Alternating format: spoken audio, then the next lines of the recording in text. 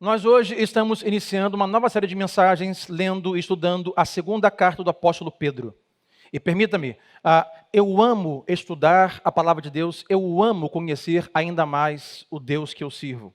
E sempre que trazemos essa série de mensagens, principalmente aquelas que estudam um livro bíblico, deve ser para nós motivo de alegria. Porque é a oportunidade que nós temos de discorrer todo um livro bíblico e falar sobre um assunto. Algumas vezes mais extensivamente, e outras vezes, como essa, não tão extensivamente assim.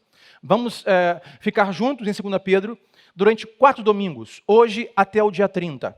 Já que 2 Pedro é uma carta pequena, é uma carta que tem apenas 3 capítulos e tem 61 versículos. E eu fiz o teste, botei em prática. É uma carta que dá para ler toda ela em 10 minutos. Tente fazer isso hoje em casa ainda, ou amanhã pela manhã. Em 10 minutos, você lê toda a segunda carta do apóstolo Pedro. São 3 capítulos e 61 versículos. Então vamos ao entendimento do que é essa segunda carta do apóstolo Pedro. Hoje, o nosso tema, para nós iniciarmos, ele tem o tema da temática central, que é poder sob pressão. Poder sob pressão. Qual o motivo do tema dessa carta? Ou com o motivo do tema da nossa série de mensagens. O apóstolo Pedro vai dizer no capítulo ainda 1, no verso 3, que nós recebemos, e falamos sobre isso hoje, recebemos um poder divino. Que Deus com seu poder já nos deu tudo o que nós precisamos para a vida de hoje. Para a vida e para a piedade. Mas deixa eu colocar você a par das situações, circunstâncias, propósitos. Nesse livreto de estudo, eu falo sobre quem escreveu a carta, para quem escreveu, quando escreveu, qual o propósito que escreveu. Mas, rapidamente, colocar você a par sobre como está a situação em Jerusalém quando Pedro escreve esta carta. Bom, nós estudamos em 1 Pedro, que 1 Pedro, quando escreve a carta, o povo, os cristãos de Jerusalém, estão sofrendo a uma pequena perseguição ainda. Perseguição não totalmente ainda política, ou completamente cultural, ou social. Mas o povo de Deus sofre já algumas perseguições, por receber a Cristo como Salvador e se dobrar ao Evangelho de Jesus, já de alguma forma cultural. Ou seja, Pedro escreve essa primeira carta porque alguns cristãos estão pensando em voltar atrás. Estão pensando em deixar a fé cristã. Porque está difícil ser cristão em Jerusalém. Porque quando eu digo que eu sou cristão, eu posso perder o meu emprego. Quando eu digo que eu sou cristão, eu posso, quem sabe, fazer com que meu marido e minha esposa vá embora. Quando eu digo que eu sou cristão e creio somente em Cristo, em mais ninguém, mais nada, pode ser que os meus parentes não queiram mais contato comigo. E já na primeira carta do apóstolo Pedro, ele vai dizer sobre algumas provações, e ele vai dizer que as coisas podem piorar. E eu vou te dar algumas menções, não vamos ler. Mas lá em 1 Pedro, capítulo 1, versículo 6, ele vai dizer, vocês estão passando e passarão por várias provações. Ele vai mais além no capítulo 4, versículo 12, e vai dizer que vocês passarão por grandes provas de fogo, o que foi de alguma forma uma previsão do futuro, ou profético do apóstolo Pedro. Pedro, na primeira carta, vai dizendo que vocês estão sofrendo. Vocês precisam saber como sofrer. A nossa ênfase em 1 Pedro é, aprenda a sofrer. Você vai sofrer. A questão não é se você vai ou não sofrer. A questão não é se você pode ou não evitar o sofrimento. É inevitável. A questão é, como eu sofro? Como eu sofro como cristão? Como eu sofro honrando a Deus? Como eu sofro como servo do Senhor? 1 Pedro. Mas o tempo passa. E vamos entender aqui na segunda carta do apóstolo Pedro que as coisas pioram. E pioram bastante. Eu vou te dar algumas menções de como está o estado de Jerusalém com o governo de Roma. Roma tem um governante ímpio e mau chamado Nero. E as pessoas estão sofrendo de forma econômica, política, cultural e social. Então, uma grande crise política em Jerusalém por conta do governo de Nero. Com a crise política, se intensifica uma crise econômica. A economia em Jerusalém está em queda. E por conta da crise econômica, há uma crise social. Tendo uma crise econômica, há uma crise social. As pessoas agora têm falta de dinheiro. E começam, como nós conhecemos agora, começam a quebrar vitrines. Começam a assaltar lojas. Começam a roubar eletrodomésticos. Porque há uma grande crise política, econômica e social. E com isso, intensifica também uma crise de perseguição aos cristãos. Por exemplo, a história conta que em aproximadamente ali 64, entre 60 a 64 anos depois de Cristo, Roma vai ao incêndio. E Roma, então, a maioria da cidade pega fogo. E Nero, então, precisa de um bode expiatório, alguém para culpar. Então, quem Nero vai culpar? Bom, que na época eram os marginalizados da época. Então, pasmem, na época, ser cristão era praticamente ser chamado de marginal. Você era marginalizado de uma cultura que tinha muitos deuses, deuses pagãos, e sempre que alguém dizia, eu não vou adorar todos os deuses, não vou me curvar a esses deuses, vou adorar somente a Cristo e mais nada e mais ninguém, só a Cristo. Então você virava alguém à margem da sociedade, você era alguém estranho. Foi o nosso tema da primeira carta do apóstolo Pedro. Estranhos ao mundo, firmes em Cristo. Você era dado como uma pessoa marginalizada culturalmente. E com isso, Nero, como bode expiatório, pensou, bom, se eu vou culpar alguém, vou culpar alguém que todos vão acreditar que foram eles que fizeram tal coisa, que atearam fogo em Roma. Então os cristãos foram culpados por um incêndio que não cometeram. E com isso, a perseguição se intensifica. E agora há a perseguição de fato de crise física. Cristãos começam de fato a serem mortos. Conta a história que Nero chega ao ponto para castigar os cristãos e dar a eles como exemplos para que ninguém mais se rebele contra Roma, nem os seus deuses, onde cristãos vivos são completamente encharcados de óleo ou de material inflamável. E ainda vivos, os cristãos são pendurados nas vielas, nas ruas de Roma. E vivos, os cristãos são incendiados.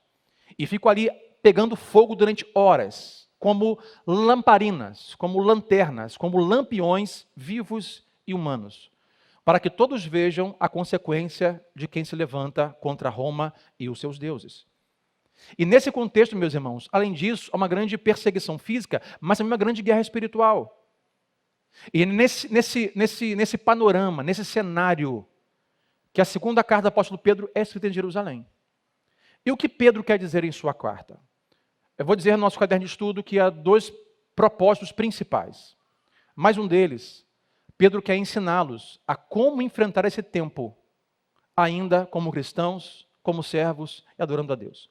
O que Pedro quer dizer nessa carta é, meus irmãos, não há como dar volta nisso. Não há como você evitar tal coisa. Não há como você evitar o sofrimento e perseguição, porque são coisas inevitáveis neste mundo. Então Pedro não quer dar uma receita de como você evitar ser perseguido e sofrer. Pedro quer ensinar como você passar dentro disso de forma correta.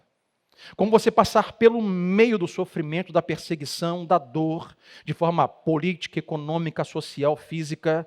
Pedro diz, você precisa se preparar para poder passar no meio disso, e dentro disso, e por isso, porque não tem como dar voltas.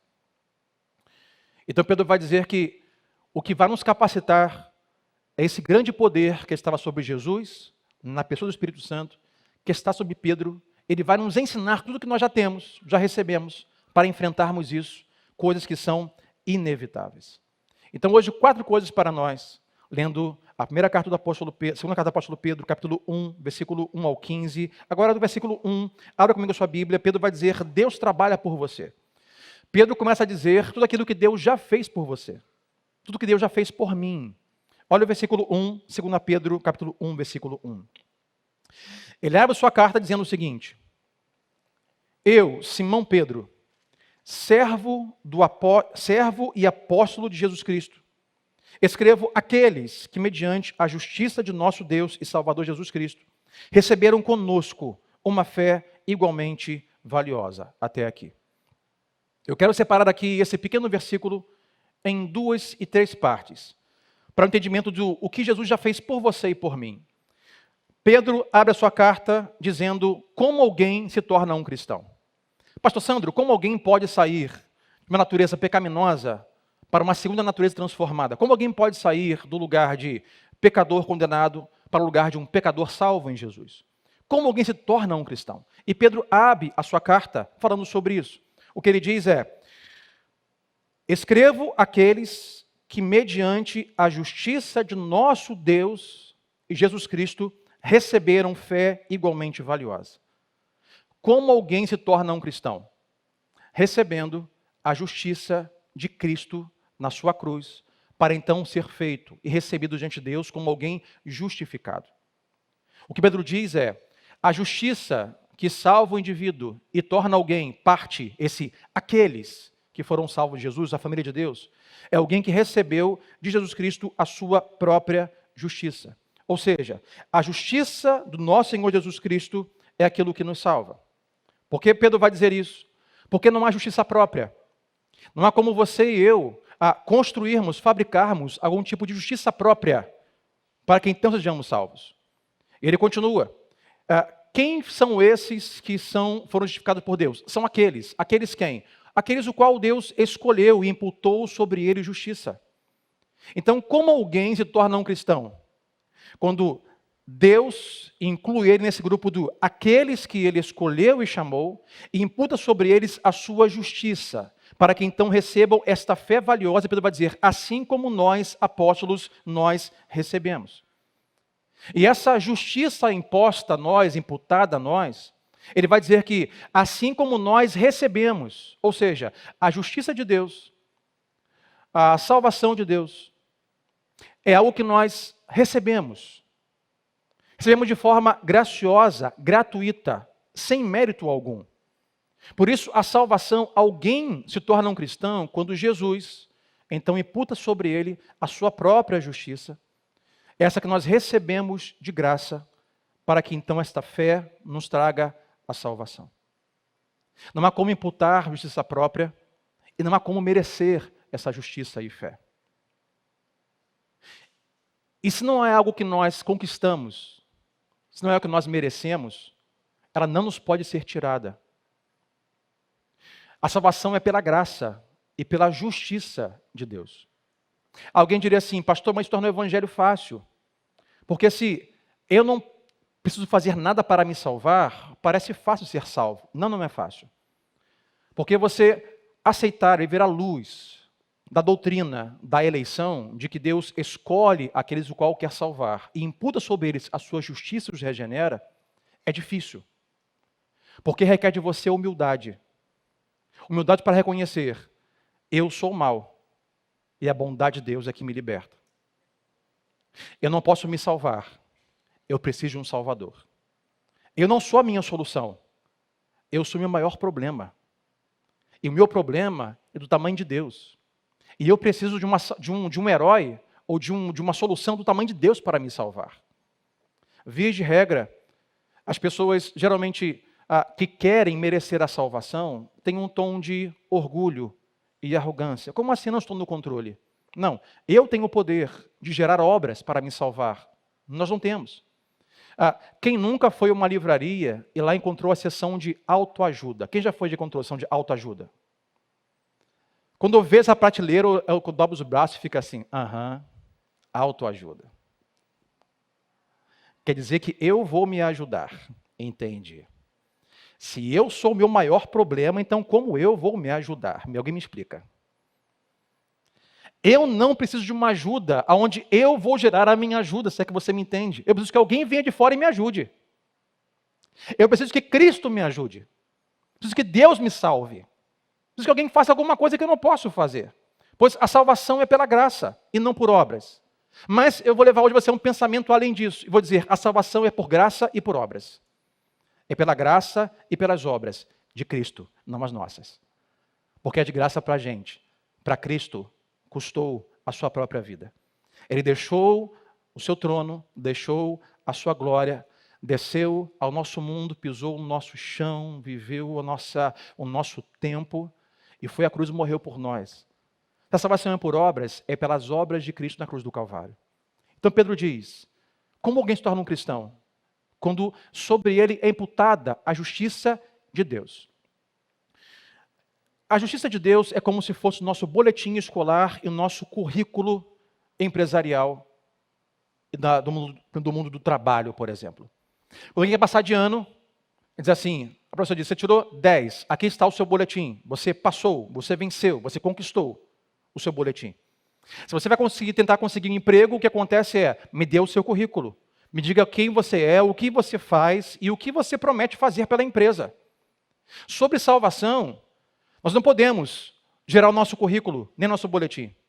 Sobre a salvação, Jesus é o nosso boletim. Quando o diabo ou quando Deus requer de nós salvação, aqui está meu boletim, o sangue derramado na cruz do Calvário, que me salvou. Quando requerem de nós a salvação, não é por obras, mas Jesus é meu currículo. Aqui está, não o que eu faço, não o que eu fiz. Aqui está o que Cristo fez na cruz do Calvário por mim. E é nisso que eu creio. É nisso que eu estou firme e seguro para sempre. Aqueles o qual Deus imputou justiça. Essa justiça que eles receberam conosco uma fé valiosa. É assim que se torna um cristão. Mas ele vai adiante. Quem você é como um cristão? Observe que Pedro abre a sua carta dizendo: eu, Pedro, apóstolo e servo de Jesus Cristo.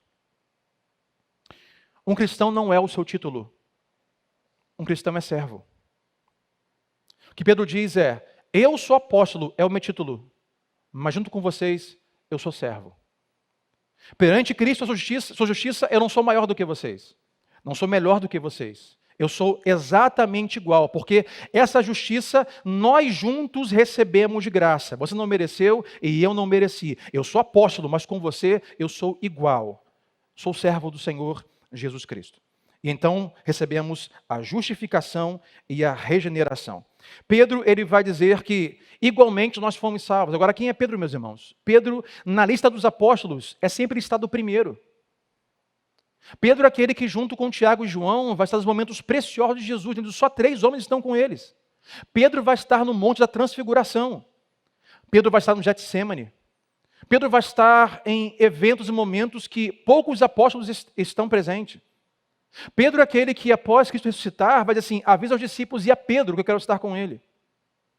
Quando Cristo ressuscita e vai à casa dos apóstolos, Pedro não está lá, Jesus vai se encontrar especialmente com Pedro, para convidá-lo para ser o pastor da sua igreja. Pedro é o grande apóstolo do Novo Testamento. Jesus convida: Pedro, apacenta as minhas ovelhas. Pedro, cuida das minhas ovelhas. E aquele homem que nem sempre acertou, nem na primeira, nem na segunda, e algumas vezes nem na terceira. Agora, cheio do poder do Espírito Santo, é aquele homem que, com a ressurreição de Cristo, está diante do Sinédrio, dando discurso. O coração das pessoas arde, e pergunta: Pedro, o que faremos? Ele diz: se arrependam.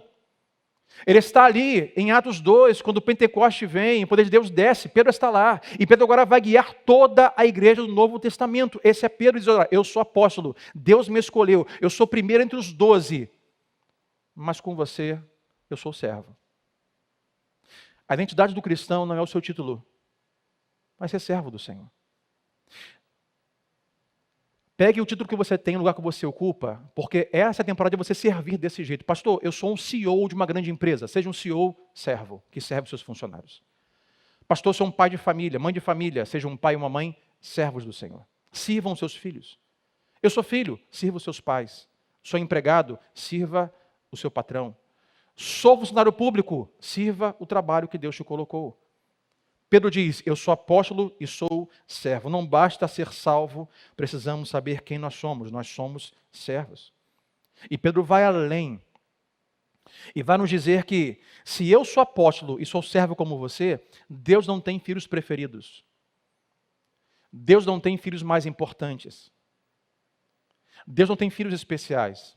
Em toda a história bíblica, quando tem famílias que preferem mais um filho do que o outro, você sabe da história. Desgraça, desastre acontece. Olha a família ali de Isaac e Rebeca, que prefere mais um do que o outro, desgraça na família. Talvez você aqui vai lembrar e vai assim: pastor, eu me lembro, quando eu era criança, meu pai sempre preferia mais o meu irmão. Não levante a mão. Ou talvez você, sem graça, porque você era o queridinho do seu pai e da sua mãe. Aí você diz: pastor, na minha infância, meu pai queria melhor eu mais o meu irmão do que eu. E nós recebíamos coisas diferentes, com sílabas iguais. Ele ganhava um chinelo e eu ganhava uma chinelada. Ele ganhava um picolé e eu ganhava uma pancada. E meu pai sempre preferiu mais o meu irmão. E quando famílias agem assim, desgraças e desgostos acontecem. Não é assim que nosso Pai Celestial se comporta. Deus não tem filhos preferidos. E hoje eu vou usar essa primeira reflexão para fazer alguns comentários contemporâneos em relação ao tempo que vivemos hoje no nosso país em relação às eleições. Permita-me ao longo da mensagem. Infelizmente, hoje, muitos cristãos têm se posicionado por conta do seu candidato como superiores a outros cristãos que votam em outro candidato. Hoje vivemos um tempo de polarização e divisão na própria igreja, onde cristãos deixaram de servir outros cristãos por conta de política. Você vota nessa pessoa? Não. Se converte primeiro, depois a gente conversa. Não, eu não vou servir alguém como você que vota nesse candidato, nesse partido. Não é possível que Deus ame igualmente nós dois, já que temos candidatos tão diferentes, tão opostos e tão polarizados. Escute-me o seguinte: Deus não vê filhos diferentes, melhores ou piores, mais ou menos especiais, por conta de escolhas de candidatos e de voto. Deus vê a todos igualmente. E quer que nós, como cristãos, sirvamos uns aos outros. Porque o Evangelho, meus irmãos, não é sobre política. O Evangelho não é sobre partido. O Evangelho não é sobre candidato. O Evangelho não é sobre eleições nacionais. O Evangelho é sobre Jesus Cristo, o seu Evangelho e o seu povo. Nós precisamos retomar o cabresto da igreja brasileira, que está se perdendo. Não estamos mais conseguindo servir aos outros, amar uns aos outros, por conta de discussões, agora nesse tempo, políticas. E Pedro diz: eu sou apóstolo, você não é. Mas e daí? Todos nós igualmente recebemos a justiça de forma igual. Todos nós igualmente fomos chamados por Deus com propósito. Todos nós igualmente somos servos de Jesus Cristo. Deus não tem filhos favoritos. Diga assim para o seu irmão: me perdoe, você me perdoe, mas Deus não gosta mais de você do que de mim. Deus não tem filhos prediletos. A terceira coisa que implícita no texto é que, além de como você se torna um cristão, como você é como cristão que é servo, é como você vive como um cristão. Vivemos como servo nesse mundo afora, servindo pessoas que não pensam como nós pensamos, que não decidem eleitoralmente como nós decidimos, que não se comportam como nós nos comportamos. É servindo cristãos e não cristãos. É como igreja, não importa se eu sou um grande empresário ou apenas um servidor público, é servindo uns aos outros. O próprio Jesus, embora alguém dizia, lá vai um grande rabi, um grande sábio, lá vai um grande professor da Bíblia, ele biblicamente foi rotulado, adjetivado, nomeado como o servo sofredor.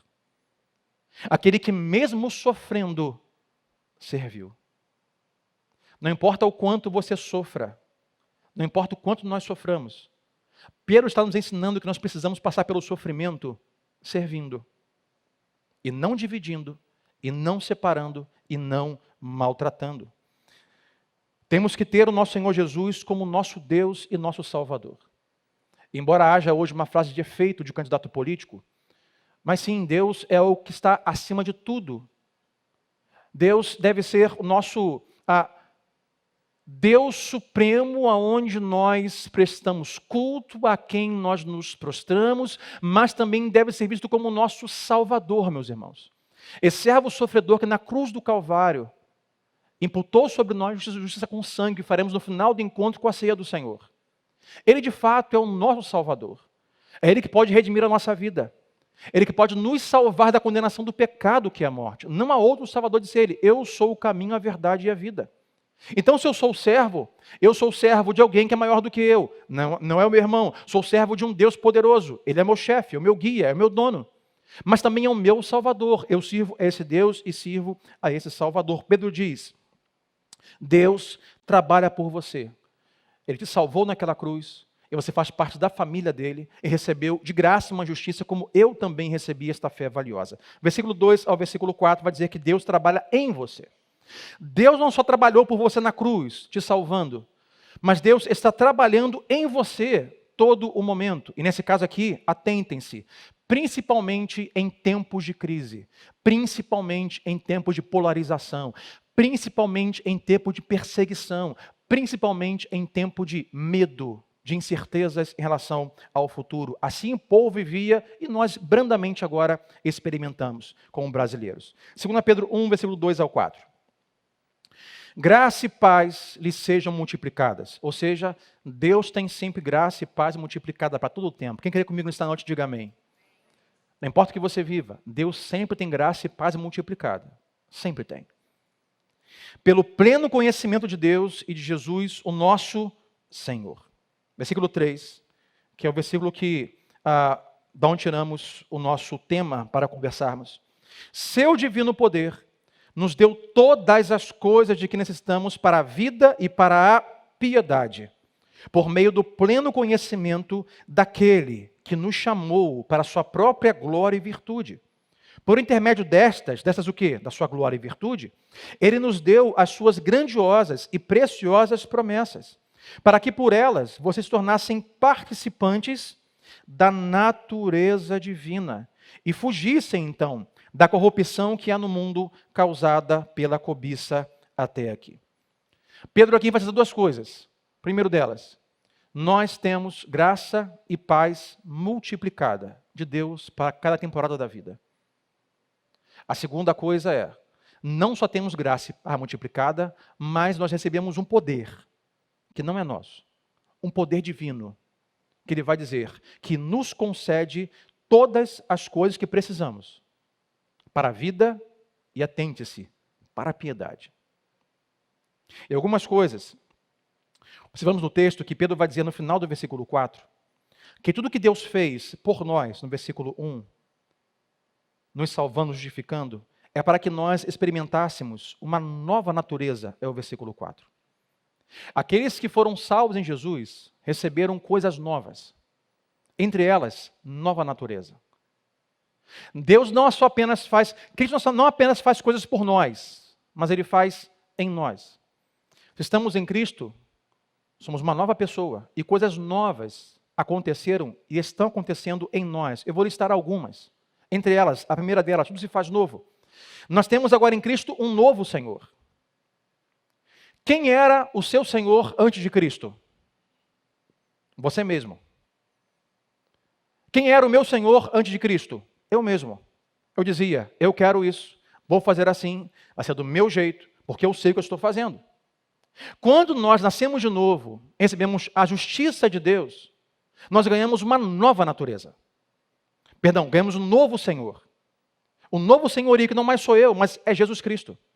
E agora Ele que rege a minha vida. Eu como servo, é a Ele que eu tenho que consultar e perguntar, e por Ele eu tenho que viver e dizer, Senhor, qual é a Tua vontade? O que o Senhor tem para mim?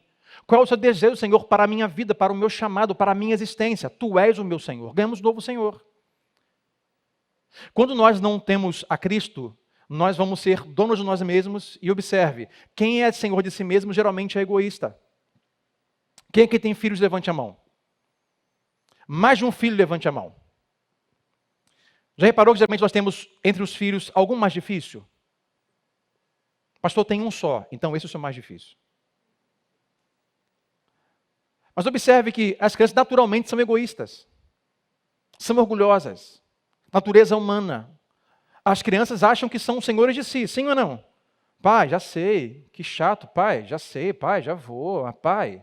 Depois que eu nasci ontem, eu já tenho 9 anos, pai, pelo amor de Deus. Assim que eles falam. Parece que eu nasci ontem, já tenho 5 anos, pai, já sei o que eu quero da minha vida.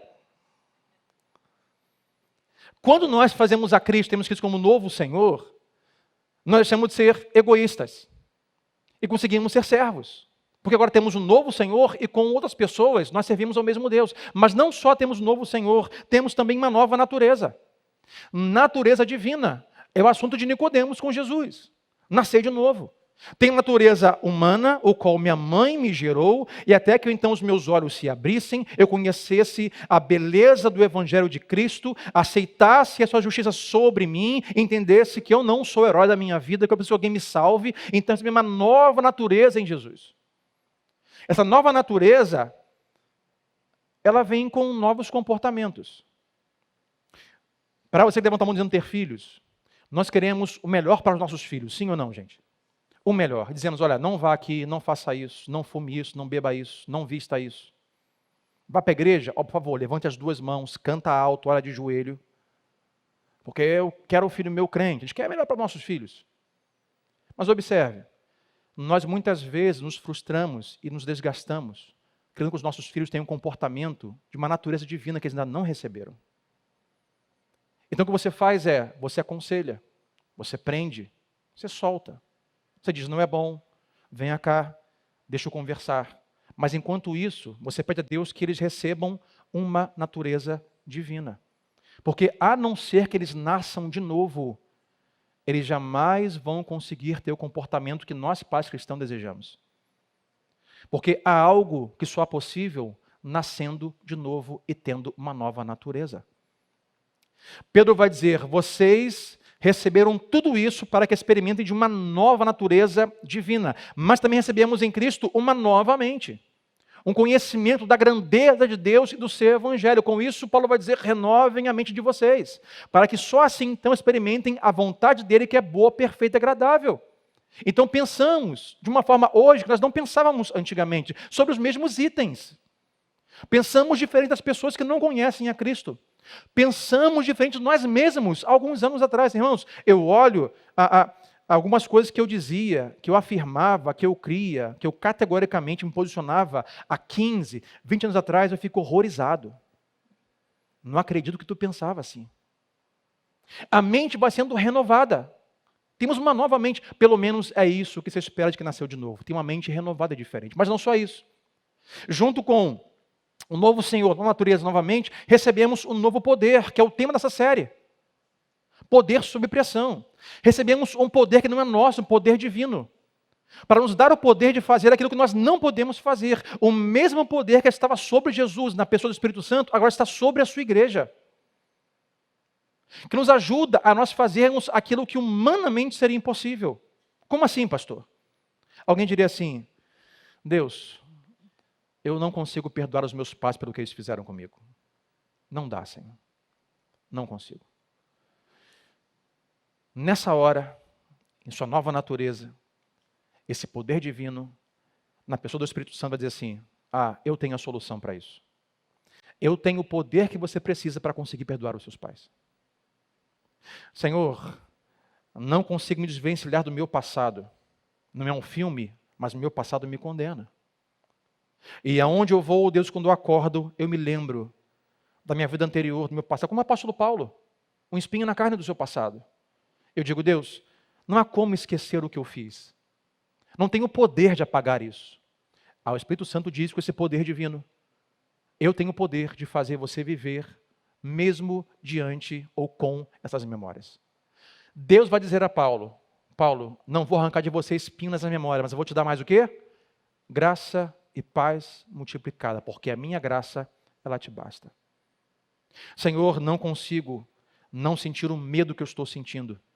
O medo da incerteza, do futuro, do diagnóstico médico, medo da morte, medo da perda.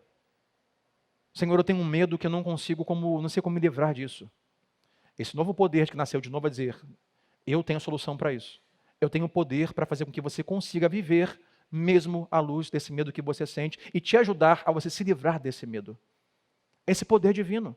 Que quem nasceu de novo, recebeu uma nova natureza, uma nova mente, um novo Senhor e um novo poder. E o que eu mais amo é que Deus nos deu novos desejos. Novos desejos. Quem é que hoje não levantaria a mão para dizer assim, pastor, tem hoje coisa que eu amo, que eu odiava. Eu não falo de jiló. Não falo de alimentos. Porque, meu irmão, tem que ter muita graça para comer um negócio desse. Mas eu digo sobre coisas que você odiava, você ama, e coisas que você amava, agora você odeia. O que aconteceu com você? Quem abduziu sua mente? Quem fez lavagem cerebral? Essa nova natureza traz uma nova mente e um novo poder para que você experimente, então, e tenha novos desejos. Olha o que o apóstolo Paulo vai dizer no final do versículo 4 que nós lemos. Para que vocês se tornem natureza divina e para que vocês fujam da corrupção desse mundo por causa da cobiça. Nesse mundo há corrupção, sim ou não? Sim ou não, meus irmãos? Na política há corrupção, sim ou não? Na cultura há corrupção, sim ou não? A corrupção se dá por conta da cobiça.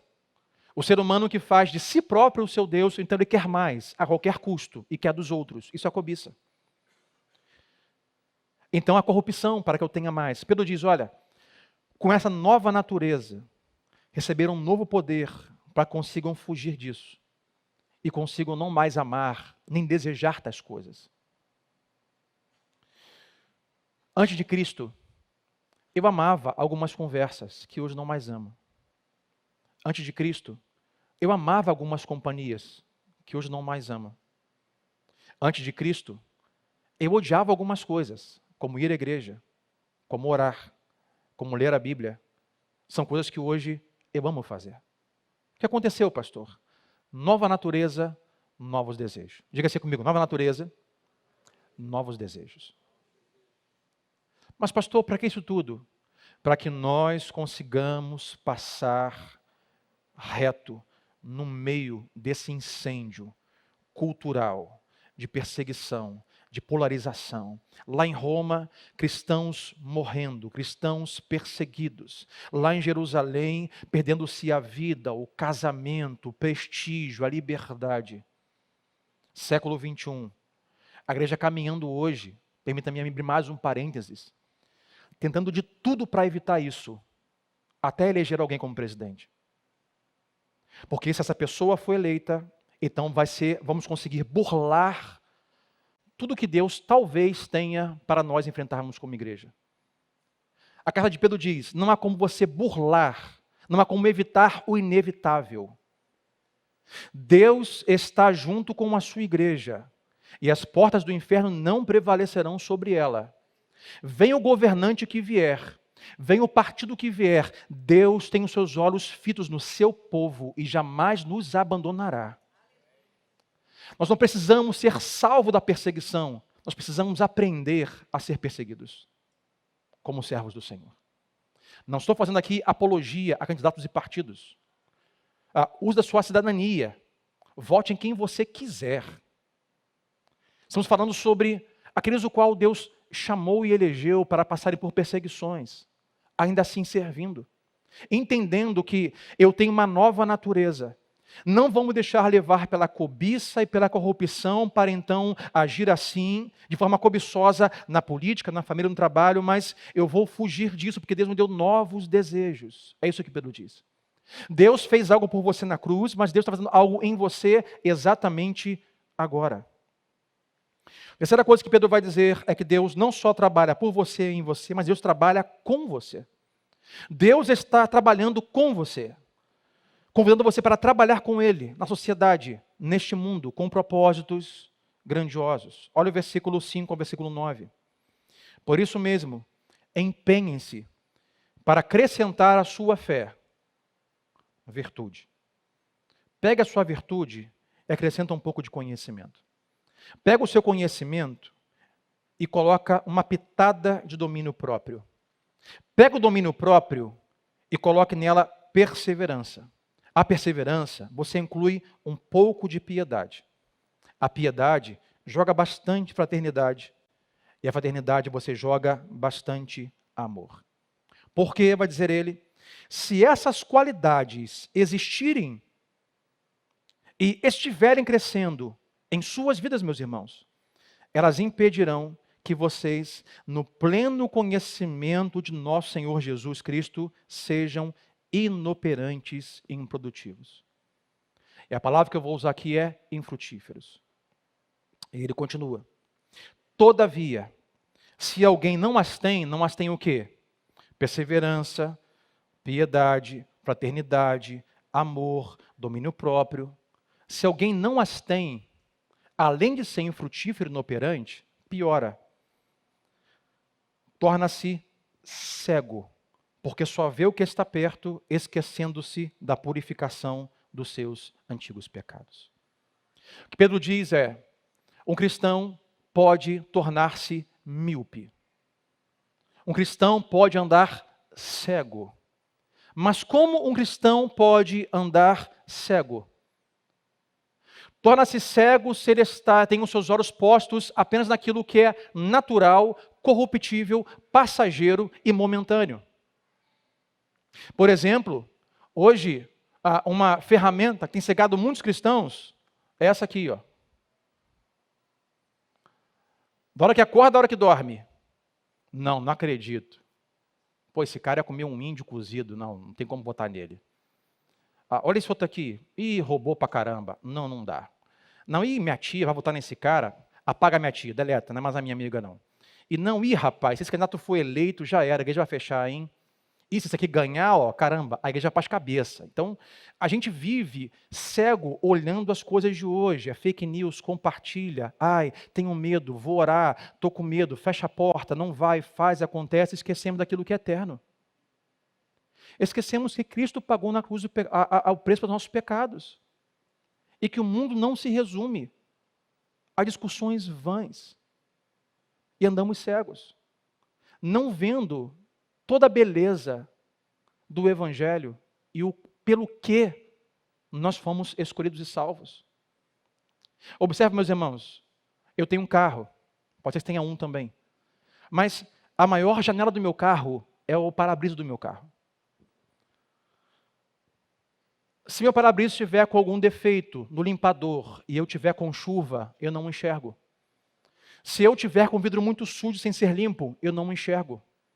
E eu consigo, quem sabe, enxergar apenas aonde meu farol consegue iluminar. Então eu ando preocupado, eu ando com medo, eu começo a andar de direita para a esquerda porque eu não estou seguro no meu caminho.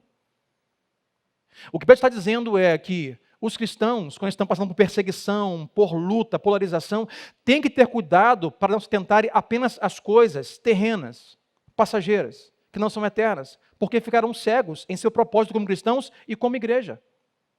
E Pedro vai além. Vocês correm sérios riscos, vai dizer Pedro, enquanto são perseguidos, enquanto eles têm medo sobre, lá em Roma, um governante malvado, e ateavam fogo nos cristãos, e sofriam. Bom, nós não queremos isso aqui, então vamos fazer isso, vamos nos levantar, vamos eleger tal, e estamos com medo do futuro. E com isso, estamos esquecendo de agir daquilo que Pedro nos aconselha. Pega a sua fé não é suficiente não. Ele vai dizer, pega a sua fé e faça algumas coisas. E nos dá hábitos saudáveis. Quais são eles? Ele diz, pegue a sua fé e exerça a sua fé. O que é fé, pastor? É a confiança mais profunda naquilo que você crê. Qual é a minha fé, meus irmãos? Eu creio e tenho fé que Deus é soberano e está no governo do universo.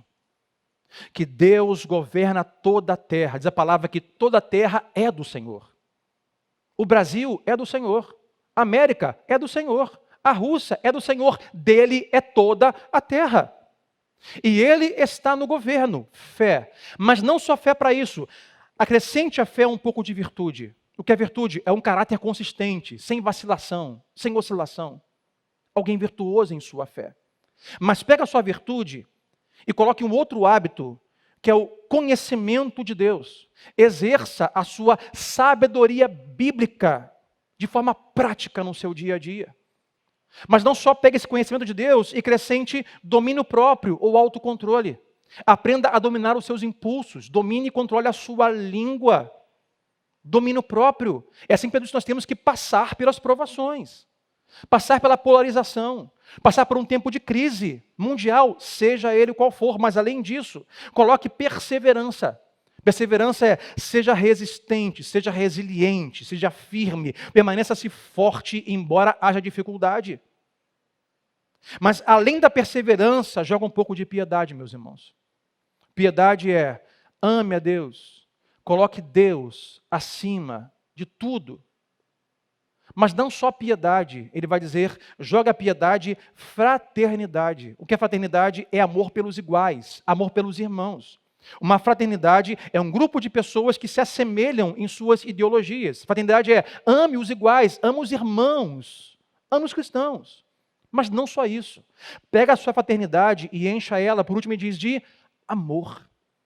É amar os inimigos, é amar os diferentes. É amar os que pensam diferente, que votam diferente, que decidem diferente. É amar a todos. Que se definem como ser humano sexual diferente. É amar a todos. Observe que hoje famílias estão se diluindo por conta de candidatos. Pais contra filhos, filhos contra pais, irmãos contra irmãos. E é triste ver que no meio ali estão cristãos, assumindo um lugar de ódio e separação, ao invés de buscar pelo Evangelho recuperação, união, abraço e regeneração. É o tempo cruel que nós estamos experimentando. E Pedro vai dizer, se vocês não praticarem essas coisas, vocês correm sérios riscos de ser inoperantes. A palavra que eu vou usar é infrutíferos. O que um cristão e uma igreja não pode ser, ou chegar ao ponto de ser, é infrutífero. Deus não nos chamou para sermos bem-sucedidos. Deus nos chamou para sermos frutíferos. Alguém hoje precisa anotar isso aí, então anote. Deus não nos chamou para sermos bem-sucedidos, mas frutíferos. O mundo corre uma carreira de sucesso.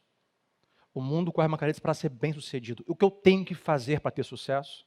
O que eu tenho que fazer para ter fama? O que eu tenho que fazer para ter seguidores? O que eu tenho que fazer para ser rico? Deus nos convida para nós sermos frutíferos, darmos fruto, frutificarmos nesta terra. Porque para onde vamos, Maranata, quando Cristo vier, lá não precisaremos mais frutificar nada. Está tudo pronto. Então a questão é que, bom, como eu vou agir? Qual virtude eu vou usar? Não, isso aqui me trará muito sucesso. A custo de quê? Não, eu prefiro ser frutífero do que ter sucesso. Eu prefiro ter um caráter servo do que ser bem-sucedido. Deus nos chamou para sermos frutíferos. Deixa-me te dar a última analogia. Quando falamos sobre essas virtudes saudáveis de fé, perseverança, domínio próprio, fraternidade, piedade e amor. Imagine aqui um desses barcos a remo, talvez de competições olímpicas, onde há ou 1, ou 3, ou 4, ou 5 indivíduos remando numa competição. Já reparou? Tem ali um barco estreito e algumas pessoas ali, e todos estão remando na mesma direção. Todos buscam o mesmo ideal. Todos estão olhando para o mesmo alvo, a linha de chegada. O escritor aos Hebreus compara a nossa vida em Cristo como uma corrida. E todos esses remadores estão remando juntos. Exercendo ali o seu domínio próprio, o seu foco, o seu alvo. Agora observe que, via de regra, geralmente nos treinos, há alguém que puxa aquele barco. Puxa de forma verbal, motivacional, encorajadora, também na corrida. É o que sabe, é o primeiro da fila ali do barco que vem sempre gritando, oh, oh, oh, vamos, vamos, vamos. Ele rege o ritmo do barco. Imagina comigo o que deveria ser a igreja de Cristo.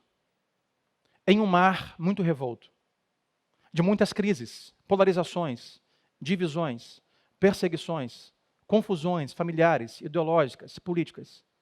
E nesse mar, com muitas pessoas ali agonizando as suas dores pelo seu pecado, morrendo espiritualmente, se dividindo, desfazendo-se em família, por conta de tantas coisas. Ali está a igreja de Cristo remando, firme, focada com o seu propósito, que não é partido, que não é candidato, firme no seu propósito. E Deus está na frente daquele barco dizendo, vamos, coloca fé nisso, coloca domínio próprio nisso, vamos, reme, não olhe para a direita, não olhe para a esquerda. Porque o meu reino não é deste mundo. Porque o reino de Deus não é comida nem bebida, mas paz, justiça e alegria. Coloca fraternidade, coloca piedade, coloca amor nisso. Enquanto a igreja vai remando, Jesus no meio do caminho vai colhendo alguns neste mar. E vai salvando, porque ninguém consegue entrar no barco. O barco está andando. Alguém do barco tem que puxar para dentro.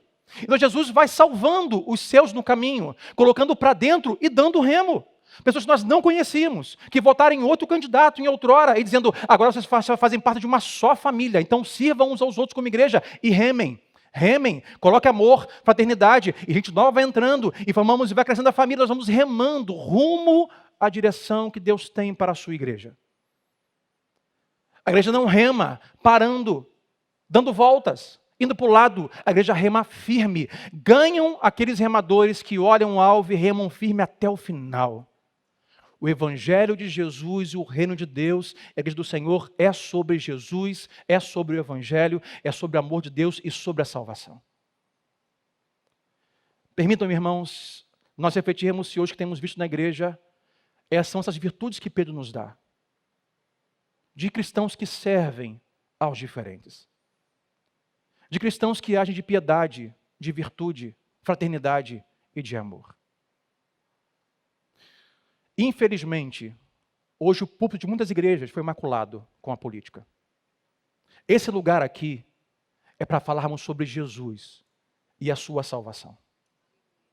Uma igreja não deve se posicionar como instituição sobre candidatos ou partidos.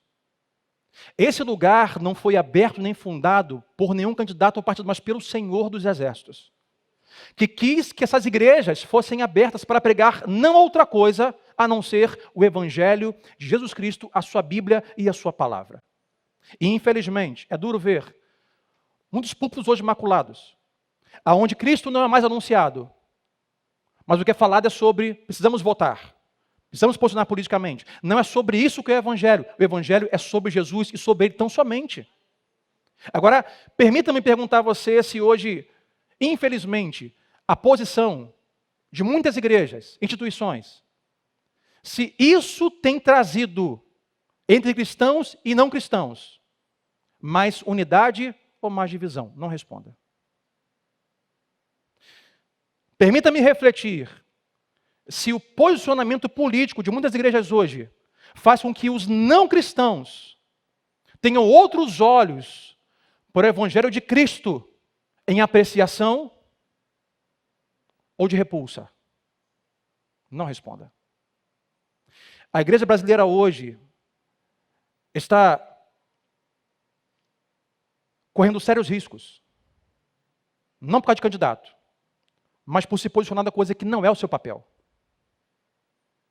Hoje, muitos não cristãos estão tendo seus ouvidos cerrados e tapados para o Evangelho de Deus. Porque aquele cristão um dia me julgou, me condenou, me chamou de tudo quanto é tipo de nome, porque eu voto nesse candidato. Agora, vem falar sobre amor de Deus. Observe-se hoje a posição dos cristãos brasileiros. Cria mais afeto ou mais divisão? Mais unidade ou mais divisão? Eu não peço perdão por falar isso, porque eu preciso, à luz do texto, falar sobre isso. Nós não fomos chamados para fazer política. A igreja do Senhor foi chamada para remar nesse mar revolto, olhando para Cristo, o autor e consumador da nossa fé. Enquanto rema, vai anunciando o Evangelho para todos, de forma amorosa, graciosa, fraterna, piedosa e cheia de virtude. Não importa quem você vota, Deus te ama. Não importa quem vai ser eleito, Deus está no governo de todas as coisas. Venha o que vier, dia 30 de outubro. Eu não estou com medo. Porque venha o que vier, eu sei que Deus é o meu Senhor, que Ele governa todas as coisas. Ele controla a minha vida, controla esta igreja, controla todo o universo. Observe, irmãos, que Jesus disse que nós seríamos odiados pelo mundo. Ele falou, vocês vão ser odiados pelo mundo, assim como o mundo me odeia. Que eu seja odiado pela cultura, que eu seja odiado pelo mundo, que eu seja odiado pelo diabo, mas por causa do meu amor ao Evangelho de Jesus Cristo. Que não seja odiado por conta de uma posição, por causa de um candidato, por conta de posicionamento partidário. Que o mundo me odeie por eu dizer que eu amo a palavra de Deus, eu amo meu Cristo e só Jesus salva. Então me odeie à vontade. Pedro vai dizer, meus irmãos, e quando vocês passam por essa polaridade, perseguição, morte, não tem como dar volta. Não se apeguem a outra coisa, mas remem com virtude, amor, fraternidade e piedade. É assim que se passa em uma crise social, cultural, física, existencial. Porque ele diz, se vocês não fizerem isso, tornarão infrutíferos. O meu receio é a igreja brasileira se tornar infrutífera para os não cristãos. Porque, infelizmente, a igreja brasileira foi vinculada em sua imagem com um candidato. Isso jamais deveria acontecer. Quem nos representa não é um candidato, é Jesus Cristo de Nazaré. Isso é um grande problema nos dias de hoje. Mas ele disse, vocês vão tornar infrutíferos. Eu pesquisei sobre qual é o segredo para trazer uma árvore da sua existência de infrutificação ou de infrutífera para frutificar. Eu vou te contar uma história. Essa história é que um homem tinha no seu quintal de uma sua nova casa, um quintal com uma grande árvore, uma grande macieira, que dava muitas maçãs. Mas ele comprou aquela casa, a macieira estava velha, com muitos ramos podres e nenhuma maçã. Ele chamou então um jardineiro e perguntou: meu senhor, como eu faço para tornar essa macieira antiga uma árvore frutífera? Eu quero acordar pela manhã e colher maçãs. Seria um novo remédio? Um novo adubo? Uma nova areia? Então o jardineiro disse: olha, só uma forma de trazer essa macieira para frutificar. E não é areia, nem adubo, nem veneno. A ferramenta chama-se poda, tesoura, serra elétrica. Então vai dizer a história que o homem começou a cortar os pequenos galhos da ponta, e depois pegou uma serra elétrica e foi para os troncos maiores, que estavam podres, que estavam velhos, porque a árvore estava colocando energia e força em muitos lugares, sem nenhum foco. Então, podando aquela árvore poderia então colocar sua energia para um ponto apenas, para os novos ramos e galhos. Diz a história que em algumas semanas a árvore começou a dar muitas maçãs. O que nos diz, o que Pedro quer dizer é que circunstâncias difíceis, perseguições, crises, abalos econômicos sociais, não os despreze, tenha tudo isso como poda de Deus. A árvore da história poderia dizer assim: meu amigo, esse está sendo o pior dia da minha vida, mas como dói isso que fazem comigo. Mas às vezes a dor é Deus podando. A dificuldade que você passa na sua família, na sua casa, no trabalho, na sua alma, pode ser Deus te podando. Não despreze os momentos de poda de Deus, porque nós não queremos ser podados, mas a única forma de nós frutificarmos é sermos podados. E talvez, Deus pode a igreja brasileira no dia 30 de outubro. Quarto e último. Deus trabalha por você, em você, com você. E por último, nós terminarmos, a banda pode subir. Deus trabalha através de você. Porque você está aqui para Deus trabalhar com você, mas Deus quer fazer coisas através de você. Versículo 10 ao versículo 15. Portanto, meus irmãos, empenhem-se ainda mais para consolidar o chamado e a eleição de vocês. Olha o ponto da eleição aqui. Deus fala: olha, Deus elegeu a cada um de vocês. Meus irmãos, se vai ter eleição, deixa Jesus escolher quem é melhor. Que bom na minha salvação, não sou eu que elejo, não é o diabo quem elege, é Deus quem elege. É Ele quem vota. O melhor voto é o dele. Consolidar o chamado e a eleição. Ele diz: empenhem-se para consolidar o chamado e a eleição de vocês. Pois se agirem desta forma, jamais tropeçarão, ou seja, jamais perderão.